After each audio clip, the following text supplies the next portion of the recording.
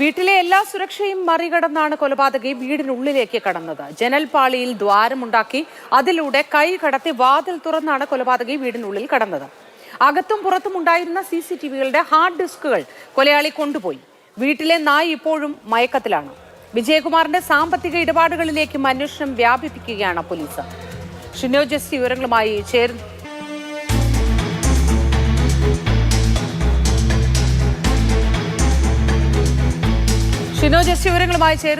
ഷിനോജ, നാടിന് നടുക്കിയ സംഭവം ഇരട്ട കൊലപാതകം.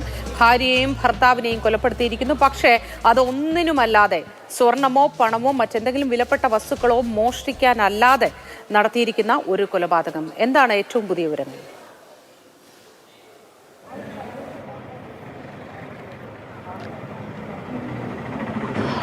നിലവിൽ ഇപ്പോൾ ഡോഗ് സ്ക്വാഡിൻ്റെ പരിശോധന പുരോഗമിക്കുകയാണ്.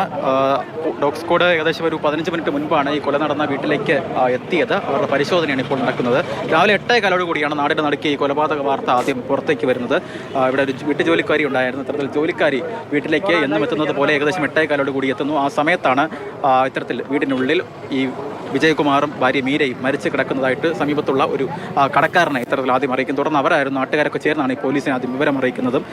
അവർ ആദ്യം എത്തി ഇൻക്വസ്റ്റ് ഉൾപ്പെടെയുള്ള കാര്യങ്ങളിലേക്ക് നടക്കുകയൊക്കെ തന്നെ ചെയ്തത്. എന്തായാലും ഈ ഘട്ടത്തിൽ നമുക്ക് ലഭ്യമാകുന്ന വിവരമെന്ന് പറയുന്നത് പ്രധാനമായി രണ്ട് നിഗമനങ്ങളാണ് പോലീസിന് മുൻപിലുള്ളത് ഈ കേസുമായി ബന്ധപ്പെട്ട്. അതിലേറ്റവും പ്രധാനമെന്ന് പറയുന്നത് ഏകദേശം 10 മാസം മുൻപ് ഈ വീട്ടിൽ ഒരു അസം സ്വദേശിയായിട്ടുള്ള അമിത് ജോലി ചെയ്തിട്ടുണ്ടായിരുന്നു. അമിത് ഈ ജോലി ചെയ്ത് വരുന്നതിനിടയിൽ ഈ വിജയകുമാറിൻ്റെ മൊബൈൽ ഫോൺ മോഷ്ടിച്ചു. തുടർന്ന് വിജയകുമാർ പോലീസിൽ പരാതി നൽകി. അതിനെ തുടർന്ന് ഇയാളെ അറസ്റ്റ് ചെയ്യുകയും റിമാൻഡിലൊക്കെ ആക്കുകയും ചെയ്തു.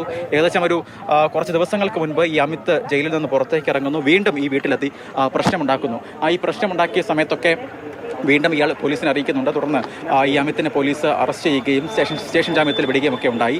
അതുമായി ബന്ധപ്പെട്ട എന്തെങ്കിലും പ്രതികാരമാണോ ഇത്തരത്തിൽ കൊലപാതകത്തിലേക്ക് നയിച്ചത് എന്നൊരു സംശയമാണ് നിലവിൽ പോലീസിന് മുൻപുള്ള ഏറ്റവും പ്രധാനപ്പെട്ട കാര്യം എന്ന് പറയുന്നത്. മറ്റൊരു പ്രധാനപ്പെട്ട കാര്യം ഏകദേശം 2017 ജൂൺ 3-നാണ് ഈ വിജയകുമാറിൻ്റെയും മീരയുടെയും മകനായിട്ടുള്ള ഗൗതം ദുരൂഹമായ സാഹചര്യത്തിൽ കോട്ടയം കാരിത്താസ് ആശുപത്രിക്ക് സമീപമുള്ള റെയിൽവേ ട്രാക്കിന് സമീപത്ത് വെച്ച് കാറിനുള്ളിൽ രക്തം വാർന്ന നിലയിൽ മരിച്ച നിലയിൽ കണ്ടെത്തുന്നത്. അതുമായി ബന്ധപ്പെട്ട ചില സംശയങ്ങൾ, അതൊരു ആത്മഹത്യയല്ല, അത് കൊലപാതകമാണെന്ന സംശയം വിജയകുമാറിന് ആദ്യഘട്ടം മുതലുണ്ടായിരുന്നു.